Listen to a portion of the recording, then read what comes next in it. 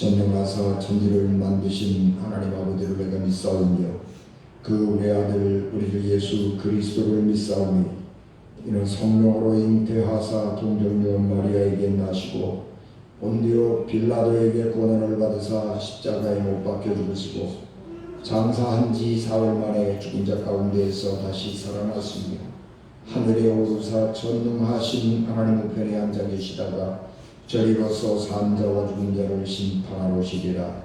성령을 믿사오며 거룩한 공회와 성도가 서로 교통하는 것과 죄를 사하여 주시는 것과 몸이 다시 사는 것과 영원히 사는 것을 믿사옵나이다.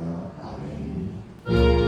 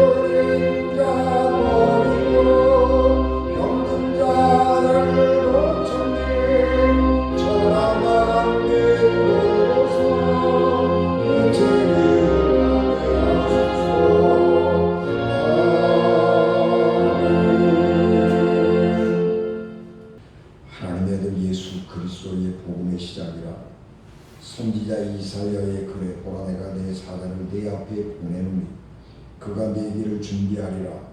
광야에 외치는 자의 소리가 있어 이르되 너희는 주의 길을 준비하라. 그의 오실 길을 곧게 하라. 기록된 것과 같이 세례 요한이 광야에 이르러 죄 사함을 받게 하는 회개의 세례를 전파하니 온 유대 지방과 예루살렘 사람이 다 나와 자기 죄를 자복하고 요단강에서 그에게 세례를 받더라.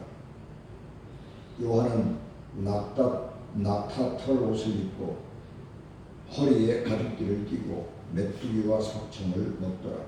그가 전파하여 이르되 나보다 능력 많으시니가 내 뒤에 오시나니 나는 굽혀 그의 신발끈을 풀기도 감당하지 못하겠노라. 나는 너희에게 물로 세례를 베풀었거니와 그는 너희에게 성령으로 세례를 베푸시리라. 아멘. 기도하겠습니다. 은혜가 충만하신 아버지 하나님 감사합니다. 하나님께서 저희들에게 성령을 충만하게 하시고 세례 요한이 예수께서 오시면 세례로 성령으로 세례를 베풀이라고 하신 같이 오늘 이 시간 우리가 주의 말씀을 들으며 우리의 영혼이 주의 성령으로 거듭나고 세례받게 도와주시옵소서. 예수님 이름으로 기도하옵나이다. 아멘. 요즘 우리가 자주 듣는 말이기도 하고 자주 쓰는 말 가운데 힐링이라는 말이 있습니다. 영어의 힐이라고 하는 말은 상처 또는 병이 치유되다 그런 뜻입니다. 근데 우리가 힐링 그러면 몸의 상처, 몸의 병 이런 것들이 고침을 받았다 그런 뜻인데 우리가 힐링 그렇게 얘기할 때 우리가 받아들이게 되는 뜻은 뭐냐 그러면 마음의 치유가 됐다 그런 것을 의미합니다. 그러니까 힐링이라고 하는 말이 육체의 질병만 고쳐졌다 그런 것은 아니고 우리가 좀 폭을 넓혀서 마음이 좀 상처가 있었던 것이 고쳐졌다거나 마음이 굉장히 어수선하고 정돈되지 않았는데 그런 것들이 좀 차분하고 정돈이 되었다, 그런 의미로도 사용을 하게 됩니다. 그래서 우리가 이 힐링이라고 하는 말을 구체적으로 사용하게 되는 상황을 본다면, 우리가 복잡한 도시를 떠나서 시골 한적한 곳에서 인간이 만든 소음이 없고 오직 자연의 소리만 들리는 그런 곳에서 고즈넉한 시간을 보낼 때, 누구에게도 간섭받지 않고 조용하게 자기만의 세계에 몰입하는 그런 고요하고 고즈넉하고 한적한 세계에 몰입해 있을 때 힐링했다, 우리가 그렇게 말하기도 합니다. 우리가 삶의 기쁨이 여러 가지가 있죠.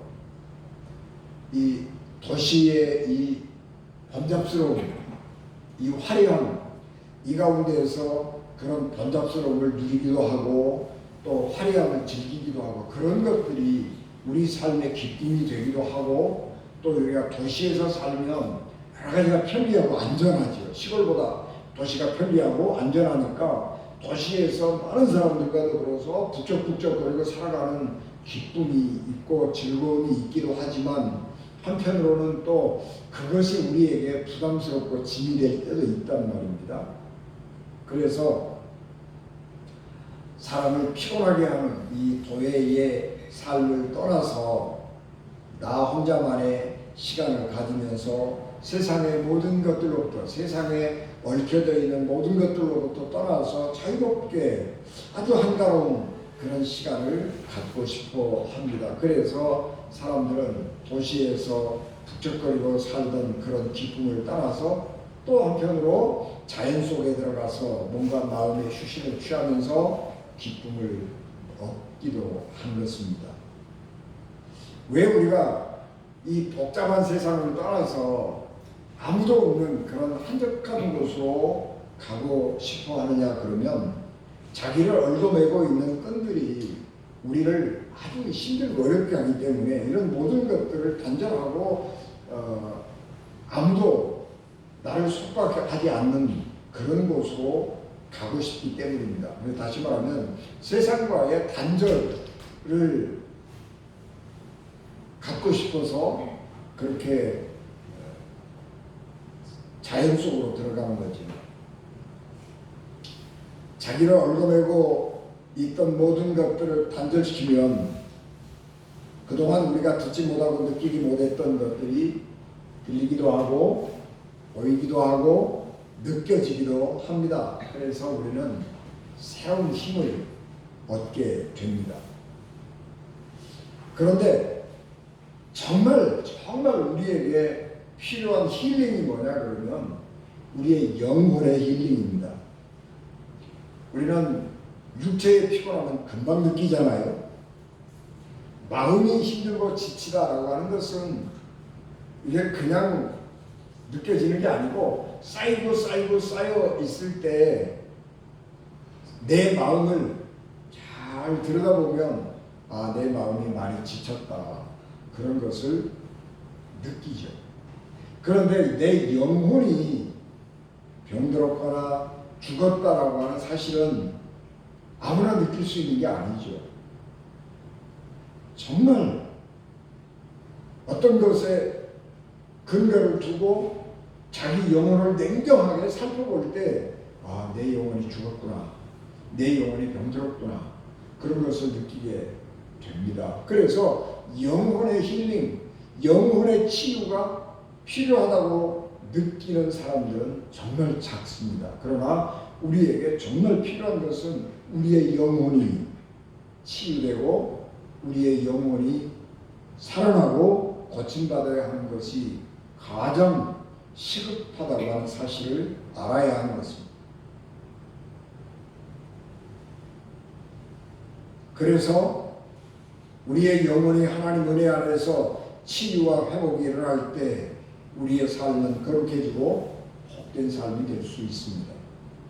예전에 믿음의 사람들은 하나님과 조용하게 기도하면서 하나님과 대화하기를 원했던 사람들이 있었는데 그런 열망을 가진 사람들은 사막으로 들어갔습니다. 팔레스타인 지역은 사막은 없고 광야가 있기 때문에, 여러분 사막하고 광야는 다르죠. 사막은 모래밭, 그게 사막이고, 광야는 모래밭은 아니고 그냥 메마른 땅이죠. 비가 작게 오기 때문에 메마른 땅이에요. 사막은 비가 그보다 더 작게 와서 완전히 불모지이지만, 광야는 물만 있으면 그 사람이 살만한 곳이에요. 그래서 팔레스타인 지역은 사막은 아니고 광야니까 사람들이 그런 하나님과의 깊은 교제를 원하는 사람들이 있다면 그 사람들은 광야로 가서 세상과 단절하고 하나님과만 지냈습니다.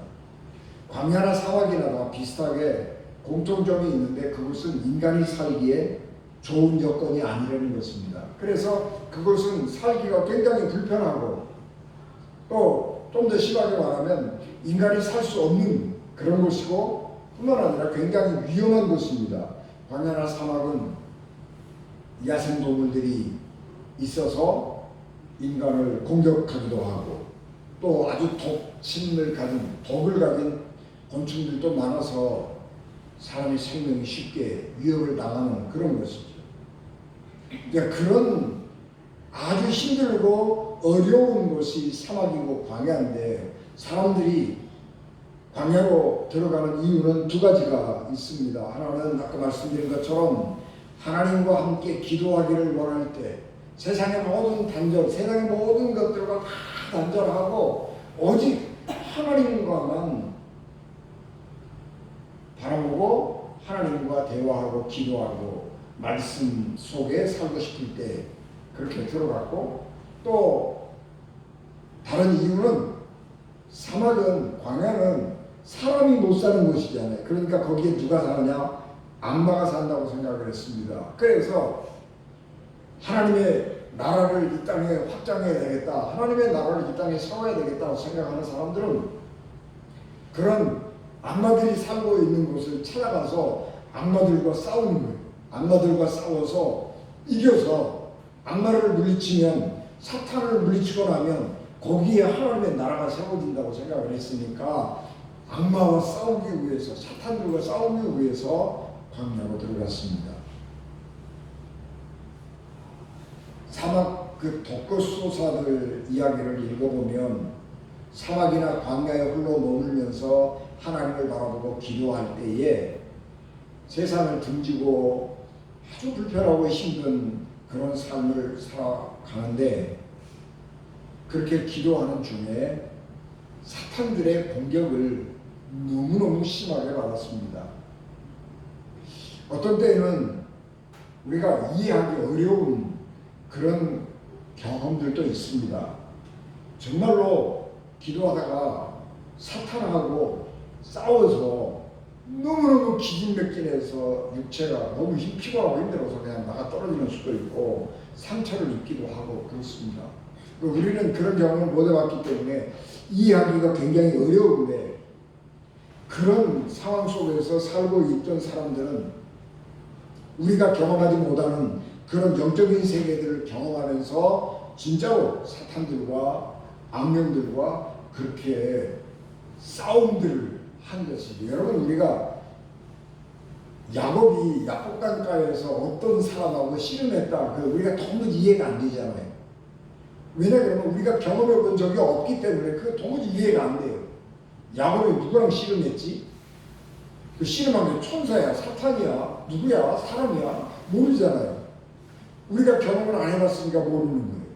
그런데 마찬가지로 이 사막에서 독거수도하면서 경험했던 그런 사람들의 경험이, 우리가 이해되는 경험도 있지만 이해가 안 되는 경험도 있어요. 그런데 놀라운 사실은 그런 경험들, 사탄들하고 뭐 기도하다가 싸우고 진짜로 싸우고 그렇게 그런 싸움들을 치열하게 거친 사람들은 영역이 폭발적으로 강해져서 어마어마한 기적을 행하고 하나님의 능력을 행했던 그런 기록들을 우리가 볼 수 있습니다. 우리나라는 사막도 아니고 광야도 없잖아요. 그러니까 우리나라 사람들은 그런 신의 능력을 얻고 싶으면 산으로 가서 기도했어요. 여러분, 산에는 누가 살지요? 귀신들이 사는 거예요. 왜 귀신들이 살아요? 산에는 무덤이 있잖아요. 여러분, 황천길이라고 그러잖아요. 황천길. 동네하고 산으로 가는 경계길, 그게 황천길이에요. 사람이 죽으면 상여를 메고 매장지 산으로 가는 거예요. 그게 황천길이에요. 그래서 그 황천길을 경계로 해서 산속에는 뭐가 살아요? 귀신들이 사는 거예요. 산신령이 사는 거예요. 그래서 산에 가서 기도하는 거예요. 그래서 우리 토속적인 종교인들도 산에 가서 촛불 켜놓고 기도했어요. 우리 그리스도인들도 기도하려고 그러면 산으로 들어갔어요. 그래서 산에 기도원이 있어요.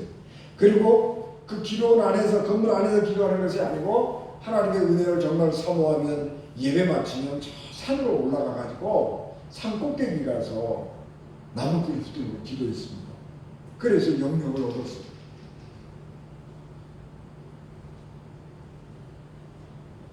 그런데 이제 그런 사람들이 점점 줄어들죠. 왜냐 그러면 우리의 육신의 삶이 더 중요하다고 생각을 하기 때문에, 그리고 점점 우리가 그런 영역을 가지고 하나님의 능력을 가지고 기적을 행해서 뭐를 우리의 우리의 삶을 바꿔보겠다 그런 생각보다는 우리가 가지고 있는 지식이나 과학기술이나 의술이나 이런 거를 이용하면 훨씬 쉬워요. 그래서 기도 안 해도 되는 세상이 됐어요.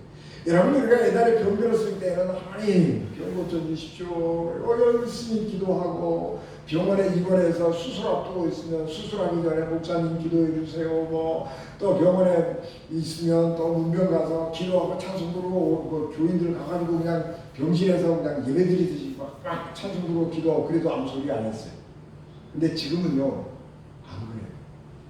지금은요 그런 기도를 해달라고 요청하는 사람도 없고 그런 거 싫어해요.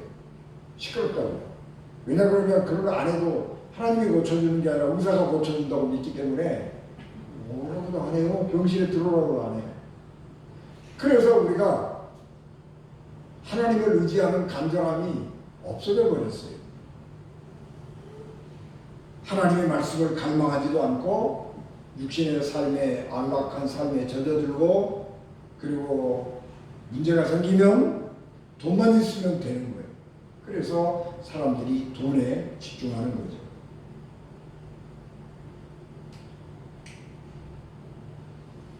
이스라엘 역사의 독특성이라고 하는 것은 제사장과 예언자들이 공존하면서 상호 보완적으로 이스라엘 백성들의 영적 삶을 지탱해 주었다고 하는 데 있습니다. 제사장은 어느 나라에나 존재하지. 어떤 민족이든지 종교가 없는 민족은 없어요. 그래서 종교가 있으면 그 종교를 주관하는 제사장들이 언제나 존재하는 것입니다. 그래서 제도로서의 종교 지도자는 항상 있는 것이고, 그 종교가 권력의 비호를 받거나 아니면 그 종교가 권력 자체가 되어 있을 때에는 종교가 항상 타락했습니다. 이스라엘도 마찬가지예요. 제사장, 성전을 중심으로 한 성전 제사가 있고, 그 제사를 주관하는 제사장들이 있고, 그런데 그 사람들이 세상 권력과 종교 권력을 함께 장악하고 있으면 그때는 항상 타락했습니다. 그런데 그 종교가 타락하고 사회가 타락해 갔을 때 이스라엘 역사에서는 독특하게 하나님께서 예언자들을 보내셔서 사람들의 죄악을 지적하고 지도자들의 죄악을 지적하고 회개하고, 그래서 그들이 하나님께로 정의로 돌아올 수 있도록 했습니다. 그래서 역사를 회복시켰어요. 어떤 인류 역사에서 어느 나라든지 이런 이스라엘이 가지고 있는 이 독특한 예언자가 있던 곳은 한 곳도 없어요. 오직 이스라엘만 있는 독특한 현상입니다.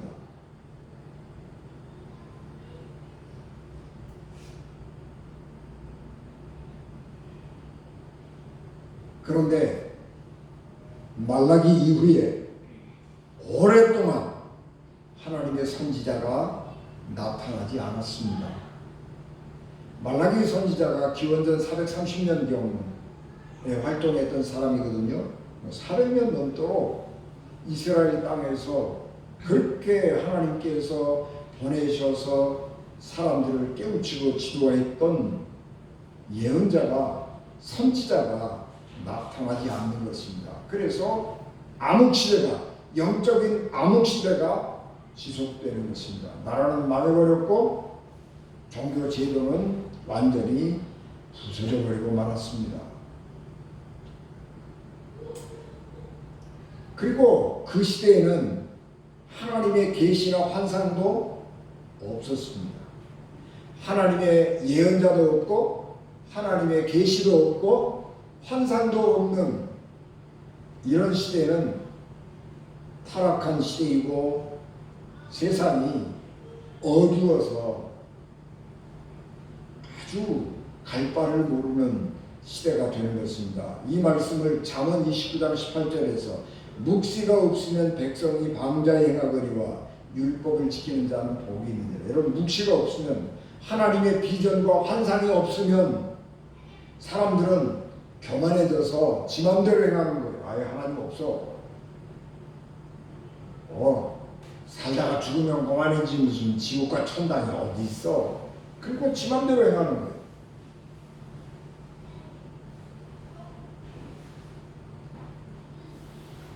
이스라엘 백성 중에서 올바른 믿음 생활을 하는 사람들이 극소수일 때에 국가나 민족이나 개인이나 매우 힘들게 살았습니다.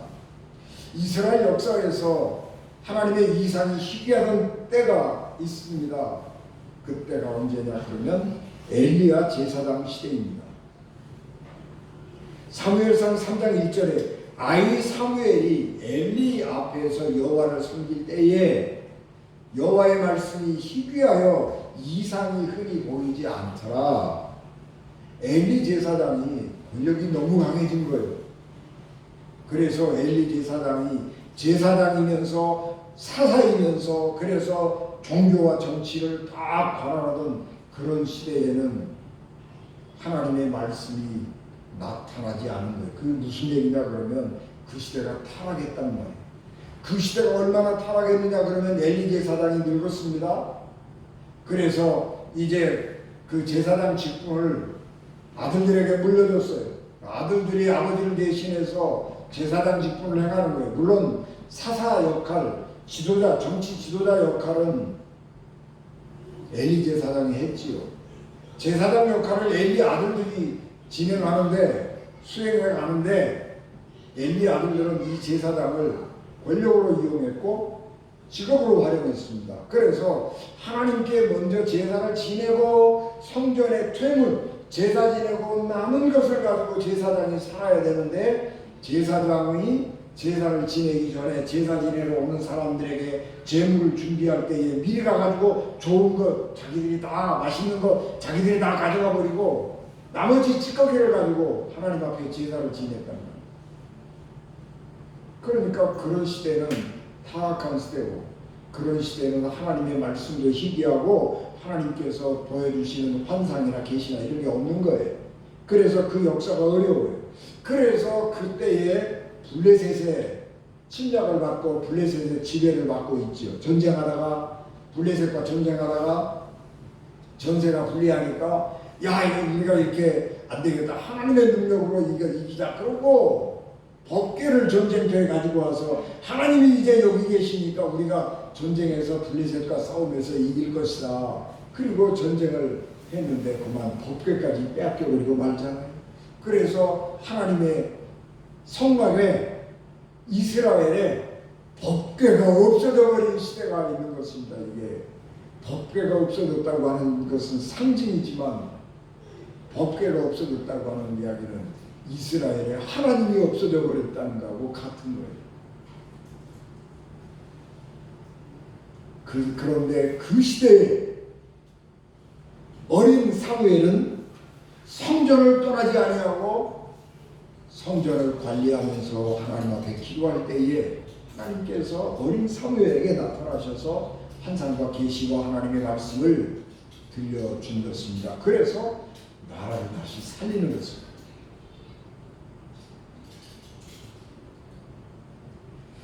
선지자 말라기는 말라기 4장 5절 6절 말씀에 보라 여호와의 크고 두려운 날이 이르기 전에 내가 선지자 엘리야를 너희에게 보내리니 그가 아버지의 마음을 자녀에게로 돌이키게 하고 자녀들의 마음을 그들의 아버지에게로 돌이키게 하리라 그렇게 말씀했습니다. 여호와의 크고 두려운 날이 이르기 전에 이 여호와의 크고 두려운 날이라고 하는 것은 하나님이 임하시는 날이에요. 그날은 심판의 날이에요. 그런데 그 두려운 날이 이르기 전에 엘리야를 먼저 보내겠다. 선지자 하나를 내가 먼저 보내겠다. 그렇게 말라기 선지자가 예언을 했는데 430년 동안 이스라엘 역사에서 엘리야 같은 선지자는 나타나지 않습니다. 엘리야 같은 선지자뿐만 아니라 하나님의 말씀을 전하던 그 어떤 형태의 선지자가 나타나지 않은 것입니다.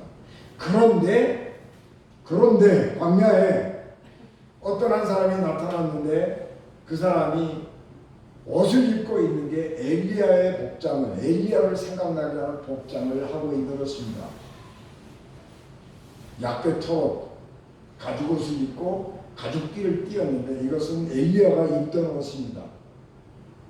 선지자 엘리야를 생각나게 하는 옷을 입고 이 사람이 광야에 살면서 아주 청빈하게 삽니다. 메뚜기와 석청을 먹습니다. 메뚜기 그것은 가난한 목동들이 먹던 음식인데 메뚜기를 잡아서 소금물에 절여가지고 기름에 튀기는 거예요. 그리고 야생꿀, 석청, 야생꿀을 먹는 거예요. 그 야생에서 얻어들인 여러분 목동이 양을 왜 키워요? 양의 부산물을 가지고 살자고 키우는 거 아니겠어요? 그렇기 때문에 양이나 목동이라고 그러면 당연히 양젖을 먹어야 되고 양털을 가지고 옷을 만들어 입어야 되고 그 양털, 양젖 이런 걸 가지고 돈을 벌어서 생활 필수품을 사고 그래야 되잖아요. 그런데 이 목동들이 그거를 못하고 메뚜기 잡아다 먹고 야생 꿀 따다가 먹고 그러면 얼마나 가난한 거예요. 굉장히 세례 요한은 청빈하게 살면서 광야에 사는 거예요. 광야는 하나님의 말씀을 사모하던 사람들이 가서 살던 곳이에요. 세상 소음 다 차단하고 세상의 모든 관계를 다 끊고 하나님하고만 관계 맺고 하나님만 바라보고 살고 하나님의 말씀만 사모하고 묵상하고 살겠다. 그런 각오를 가지니까 그가 그렇게 육체적으로는 공고하지만 정말 세상 가장 밑바닥에 가난한 삶을 살면서 하나님 말씀만 사모하고 사는 것이고 그리고 그가 말씀을 전할 때에 사람들이 감동받은 거예요. 이제까지 들어보지 못한 하나님의 말씀을 들었네. 그런데 그 말씀 우리의 가슴을 찔리네. 그런데 그가 꼭 선지자 같아. 엘리야 같아. 그래서 사람들이 그 400년 동안 나타나지 않던 예언자가 역사상에 이스라엘 역사에 나타났기 때문에 사람들이 그 세례 요한에게 달려오는 것입니다. 그리고 세례 요한의 말을 듣고 가슴이 찔려서 회개하고 세례를 받았습니다. 세례 요한은 두 가지 면에서 아주 독특한데 하나는 옛 선지자를 닮은 삶을 살았다고 하는 거예요. 그래서 세례 요한을 마지막 선지자라고 그렇게 부릅니다. 이스라엘 역사에 있었던 나타났던 마지막 선지자, 구약시대를 대표하는 마지막 선지자가 세례 요한이에요. 그리고 새로운 시대, 예수님의 시대로 넘어가는 것입니다.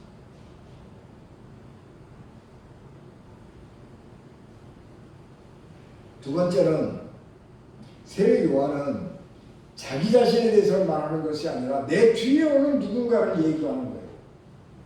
그래서 말라기 선지자의 말씀하고 같은 거예요. 이사야 선지자가 말씀하는 예언의 말씀과 같은 거예요.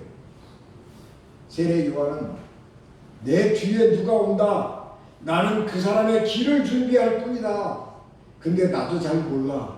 세례 요한의 말입니다. 너는 누구냐? 네가 메시아냐? 네가 선지자냐? 아니, 난 그런 건 아니고 그냥 내 뒤에 누군가가 오는데, 내가 감당하기 어려운 누군가가 오는데 나는 그분의 길을 준비하고 있을 뿐이야. 그렇게 말하면서 나는 아무것도 아니야. 나는 여러분들에게 회개하라고 외치고 물로 세례를 베푸지만 내 뒤에 오시는 분, 그분이 누구인지 나는 잘 모르지만 그분은 성령으로 세례를 베풀면서 나는 회개하라고, 죄를 용서받는 회개를 하라고 외치지만 그분은 성령으로 세례를 베풀면서 사람들의 죄를 용서해 주는 분이야. 죄를 용서해 주는 분하고 죄를 회개하고 용서받으라고 하는 거하고는 차원이 다른 거예요. 질이 다른 거예요. 그런 분이 내 뒤에 온다. 그렇게 다른 사람에 대해서 증언한 사람. 그래서 세례 요한은 매우 독특한 성격을 가진 예언자입니다.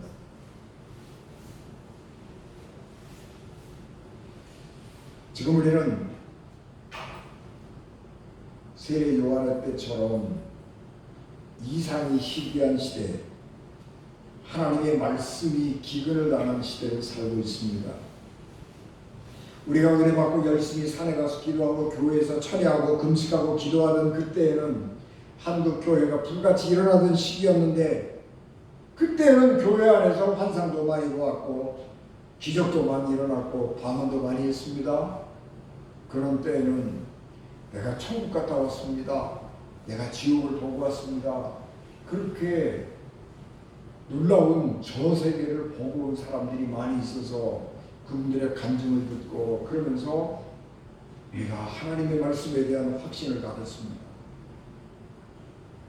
성경 말씀을 너무너무 사랑해서 한국 사람들처럼 성경 말씀을 많이 외우는 민족이 없었습니다. 그래서 한때 세계에서 성경이 싹 없어져 버리면 신앙이 가능할까?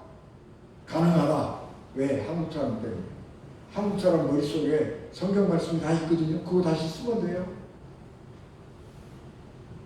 그만큼 우리는 성경 암송을 많이 했습니다. 그래서 성경 암송대회 하면 성경을 줄줄줄 외웠어요. 그런 민족이었는데 지금은 그런 열정이 없어져 버렸죠. 그리고 아까 제가 말씀드린 것처럼 돈 가지고 해결하면 기도해서 해결하는 것보다 훨씬 쉽고 빨라요. 그래서 기도하는 것보다는 돈으로 해결하려고 그래요. 그래서 교회 안에서 우리의 믿음 안에서 하나님의 은사가 많이 사라졌습니다. 그래서 지금은 하나님의 환상이나 계시를 보는 사람들도 많이 줄었습니다. 반면에 영적으로 하나님만을 사랑하고 하나님의 말씀만을 사모하며 사는 것입니다. 그것이 광야예요. 악한 마귀와 대적해서 승리하기 위해 기도하고 하나님의 능력을 사모하는 사람들이 사는 것이 광야입니다. 지금도 하나님은 광야에서 하나님을 사랑하고 하나님과 동행하는 삶을 사는 사람들에게 하나님의 능력을 보여주십니다. 지금도 하나님만을 위해서 열심으로 일하는 사람들, 자기의 모든 것을 다 내려놓고 일하는 사람들에게는 하나님의 은혜와 능력이 늘 함께하는 것입니다. 북한 선교 하시는 목사님의 감정을 들어보면 한국에 있을 때는요 하나님이 별로 못 느껴진다는 거예요. 그런데 비행기를 타고 우리나라를 다 벗어나서 중국에 가가지고 북한 접경 지역에 가서 북한 사람들을 만나서 성경을 전해주고 북한 사람들에게 하나님의 말씀을 가르치고 성경 공부시키고 그럴 때에는요 하나님이 얼마나 강하게 붙들어 주시고 보호해 주시는지, 수없이 많은 위험 어려움 속에서 하나님의 은혜와 능력으로 벗어났다는 거예요.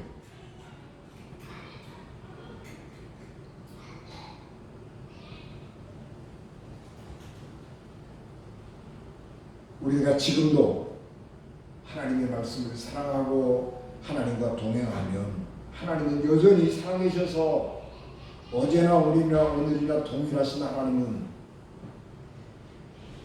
우리의 기도를 들으시고 하나님의 거룩한 사람들을 돕고 보호하십니다. 세례 요한이 영적으로 매우 어둡던 이스라엘 상황에서 홀로 광야에서 기도하고 하나님의 말씀을 사모하고 하나님을 바라볼 때에 그를 사용하셔서 예수님의 길을 예비하고 준비하게 했습니다. 만약 우리가 세상에 복잡한 것 아니지만 그럼에도 불구하고 우리가 하나님을 바라보고 하나님의 말씀만을 의지하고 살아간다면 번잡하기 짝이 없는 이 서울 한복판 우리가 살아갈지라도 하나님은 우리와 함께 하시고 우리에게 하나님의 능력과 영광을 지금도 보여주고 계십니다. 하나님이 아들 예수 그리스도를 이 땅에 보내서 세상을 구원하겠다고 하는 하나님의 계획은 이미 오래전부터 계획 세우고 계신 거예요. 그리고 누군가는 그 아들 예수 그리스도가 올 때에 그 길을 예비하고 준비해야 되는데 그 길을 준비할 수 있는 사람이 드디어 나타나는 게 세례 요한이에요.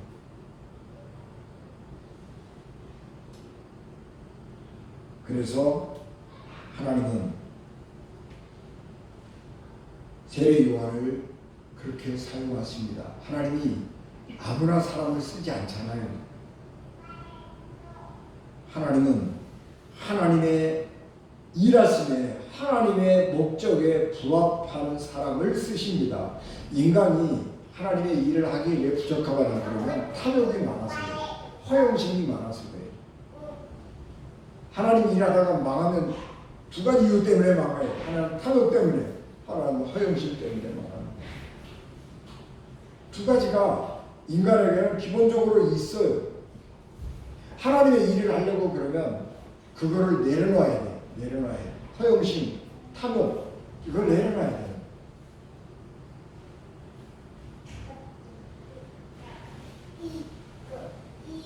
교회가 복음의 능력을 많이 상실했지요.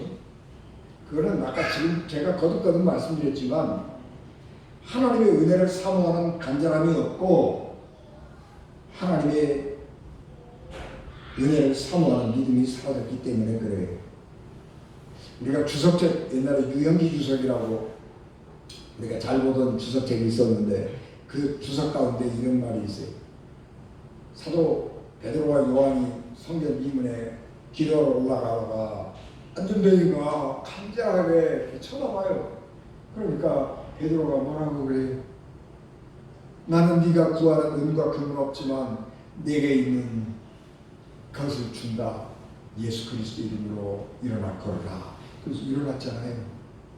그 구절을 설명하면서 중세시대 교황이 뭐라고 그러냐 그러면 베드로는 네가 원하는 은과 금은 내게 없지만 예수 그리스도 이름을 준다. 그렇게 말했는데 오늘 우리 교회는 그 은과 금을 너무 많이 가지고 있습니다. 그런 얘기를 하는 거예요. 은과 금을 많이 가지니까 돈을 주는 게 쉽지 예수 그리스도 이름 주는 게 쉬운가? 더 어려운 거예요. 돈 주는 게 제일 쉽다니까요. 그래서 돈을 주는 거예요. 그러니까 예수 그리스도 이름은 빠져버리는 거예요.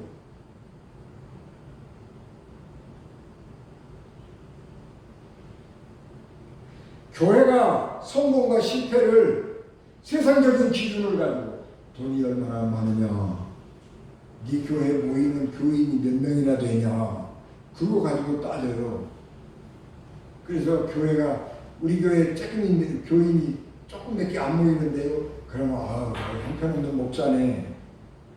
그렇게 판단한단 말이에요. 그 판단 잘못된 거예요.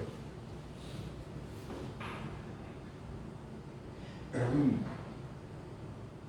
큰 큰 회사를 기업을 일으킨 회장님이 인격이 훌륭해서 그렇게 큰 기업을 이루었나요?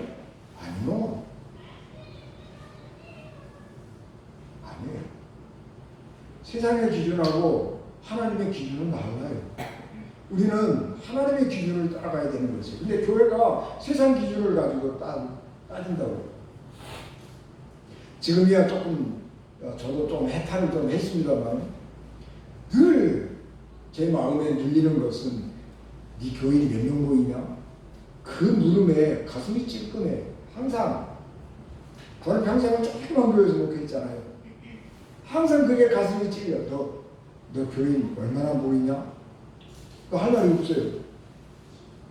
근데 여러분 그렇게 물으면 안 돼요. 그런 물음에 찔림 받아서도 안 돼요. 하나님의 기준은 그게 아니에요. 교회가 왜 망하는 거예요? 그런 기준 가지고 보니까 망하는 거예요. 숫자가 많으냐 적으냐의 문제가 아니고 네가 지금 하나님 앞에 올바로 서 있느냐 그게 중요합니다. 교회의 권능을 회복하고 하나님을 닮아 거룩한 삶을 살고 사랑의 삶을 살 때 교회는 세상의 신뢰를 받는 것입니다. 교회가 돈 많다고 세상이 신뢰하는 줄 아세요?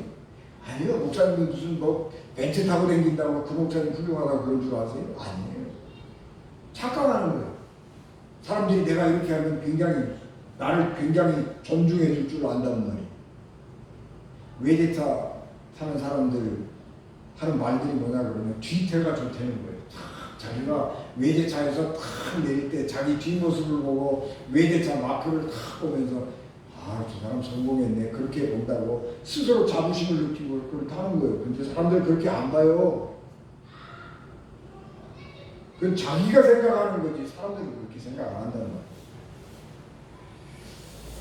우리는 지금 해야 될 것도 많고 할 일도 많아서 생각이 복잡하고 마음이 바쁘고 피곤하지요. 그래서 우리는 그것 때문에 지쳐서 하나님 말씀을 사모하지 않습니다. 그러나 우리가 영적으로 귀머거리가 되고 영적으로 소경이 되면 세상에 그 많은 것, 그 화려하고 아름다운 게 아무 의미가 없어지는 것입니다. 지금 우리가 주님 오시기를 기다리는 내림절을 살아가는데 하나님의 말씀을 듣고 하나님의 때를 따라 기도하면서 마음의 광야, 영혼의 광야에서 하나님을 바라보고 기도하고 거룩한 삶을 살면서 하나님 만나기를 소망하는 우리 은진가족 되시기를 주 예수 그리스도 이름으로 축복합니다. 기도하겠습니다. 은혜가 충만하신 아버지 하나님, 은혜와 사랑을 감사합니다. 저희들을 주의 은혜를 충만하게 하시고 마음의 광야에서 영혼의 광야에서 하나님을 바라보고 우러르게 하시고 주의 말씀을 사모하며 이 번잡하고 온잡한 세상 한복판에서 주의 사람으로 살게 하옵소서. 예수님 이름으로 기도하옵나이다. 아멘.